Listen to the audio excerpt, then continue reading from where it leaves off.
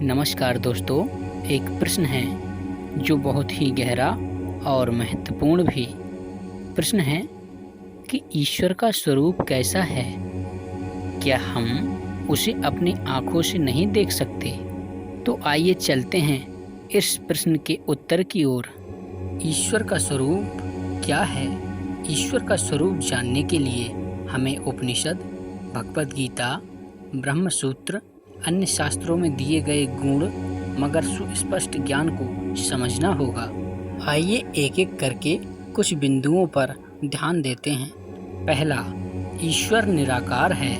निर्गुण और निराकार ईश्वर ही परब्रह्म है, जिसे शरीर, रूप, रंग, नाम आदि की कोई सीमा नहीं। वह सर्वत्र व्याप्त है। जैसे आकाश हर जगह है, वैसे ही वह हर कण में है। उपनिषदों में कहा गया है, नेति नेति, यह नहीं वह नहीं, यानी जो कुछ भी आप देख सकते हैं वह ईश्वर नहीं है, वह उनसे परे है। दूसरा, ईश्वर सगुण भी है, व्यक्त रूप में। जब ईश्वर भक्तों की भक्ति का उत्तर देने हेतु साकार रूप में आता है, जैसे राम, कृष्ण, शिव, नारायण, तब वह सगुण साकार कहलाता है। यह वही परम तत्व है जो अपनी माया के माध्यम से रूप धारण करता है। भगवद गीता में कहा गया है, जब जब धर्म की हानि होती है मैं स्वयं प्रकट होता हूँ। तीसरा, ईश्वर सत चित्त आनंद स्वरूप है। सत, वह शाश्वत है, कभी नष्ट नहीं होता। चित्त, वह पूर्ण चेतन है, ज्ञान स्वरूप है।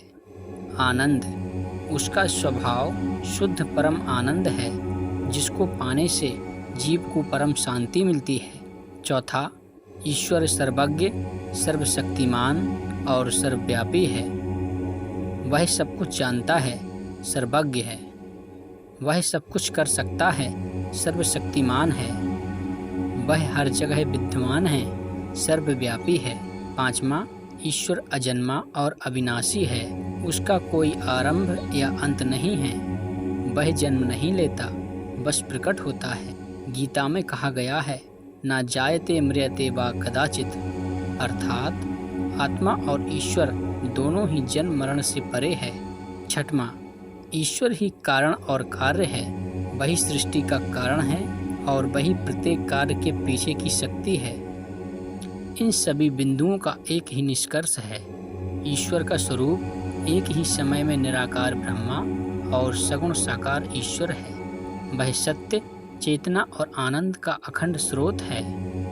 वह हमारे भीतर और बाहर दोनों में व्याप्त है। बस आवश्यकता है तो सिर्फ आत्मज्ञान की। ईश्वर के स्वरूप को समझना एक साधना है। जितना गहरे उतरोगे उतना ही स्पष्ट होगा। अब हम ईश्वर के स्वरूप को और गहराई से जानने के लिए उसे वेद, उपनिषद, गीता और भक्तों के अनुभव से देखेंगे। उपनिषदों में ईश्वर का स्वरूप। छांदोग्य उपनिषद, सर्व खलविंद ब्रह्मा, यह संपूर्ण जगत ब्रह्मा ही है। इसका अर्थ है कि जो कुछ दिखता है, पहाड़, नदियाँ, मनुष्य, पशु, सब उसी ब्रह्मा से उत्पन्न हुए हैं और उसी में लीन होंगे। बृहदारण्यक उपनिषद, अहम ब्रह्मास्मि, मैं ही ब्रह्मा हूँ, यह आत्मज्ञान का चरम है। जब आत्मा को अपनी सत्य प्रकृति का बोध होता है तो वह देखता है कि उसमें और ईश्वर में कोई भेद नहीं है। भगवद गीता में ईश्वर का स्वरूप। भगवान श्री कृष्ण ने गीता में ईश्वर के 3 रूपों का ज्ञान दिया है। पहला, ब्रह्मा, निराकार परम तत्व। दूसरा, परमात्मा, हृदय में स्थित साक्षी। तीसरा, भगवान, सगुण साकार स्वरूप।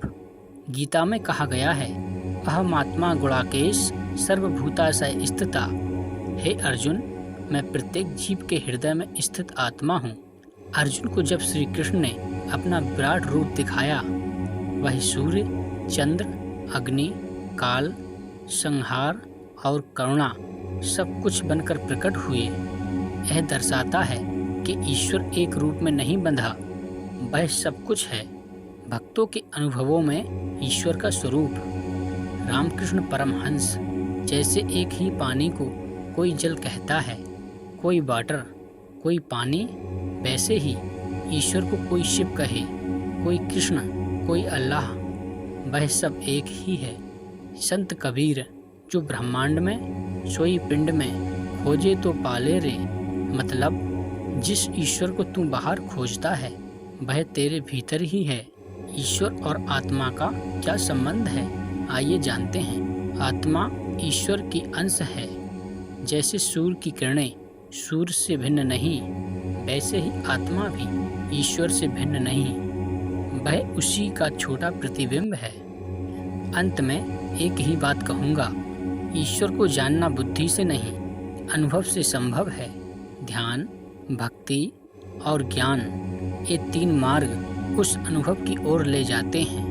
ईश्वर को जानने का सबसे बड़ा प्रमाण मन की पूर्ण शांति और आत्मा की संतुष्टि है।